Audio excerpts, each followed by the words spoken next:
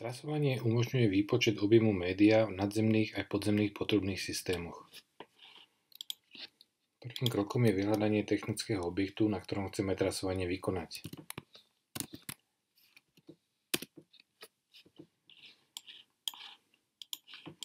Ako vidíme, v momentálnej mapovej kompozícii sa nenachádzajú objekty, ktoré by boli vhodné pre trasovanie. Toto môžeme zmeniť prepnutím mapovej kompozície a priblížením na potrebné miesto. Trasovanie aktivujeme v časti Nástroje, Funkcia trasovania. Vyberieme možnosť zobraziť bod na potrubí. Stlačením klávesy Ctrl sa pripneme presne na dané miesto, z ktorého chceme trasovať. Pustíme trasovanie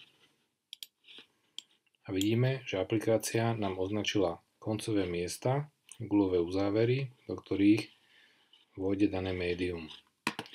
Zoznam týchto armatúr dostávame aj v pomocnej tabuľke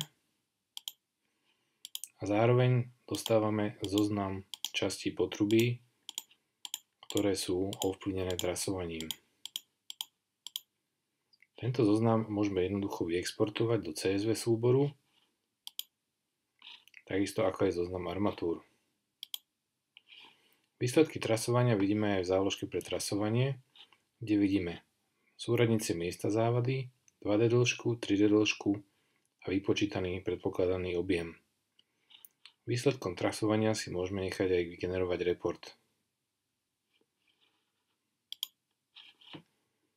Po ukončení pozatvárame záložky a vymažeme výsledok trasovania.